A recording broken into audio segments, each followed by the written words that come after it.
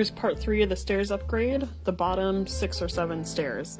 They were all the same size, so we were able to streamline all the cutting. For the risers, we're using a white PVC for durability, being able to wash and clean it. And then we have these stair caps. So we were able to measure and cut them the same size. We first tried with the circular saw and I didn't like the way that cut. It still chipped it.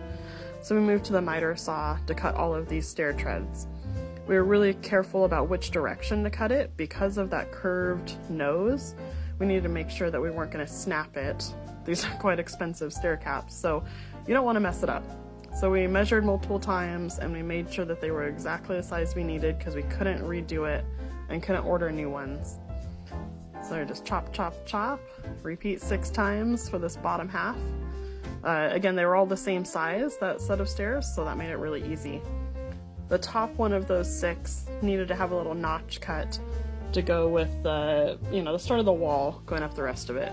So we had marked it when we went in the house earlier, and then came back out and used those marks to make our long lines and use the jigsaw to be able to cut those. Perfect tool for this type of small cut. Gotta fuel up before doing all the stairs. So we start at the bottom because the idea is that you can put up a riser and then the cap, when it goes on, will cover the top of the previous riser. The next riser will cover the back edge of that previous tread, and so on and so forth. So they're definitely snug fits, which is great. Exactly what we want. Very little gaps.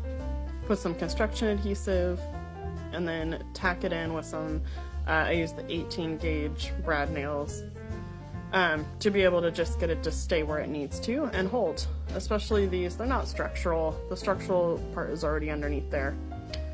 After that part, do pretty much the same process with the tread. So I put some construction adhesive on it, slide it on so it fits right over that bull nose, and then walk on it to really push it down and make sure that the glue is spreading properly.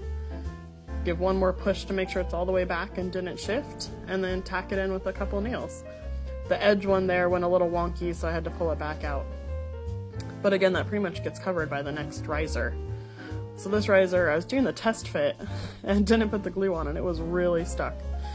So we were able to pop it back out, put the glue on, tap it in, make sure it's all nice and squished and flush, and then put those couple more nails in.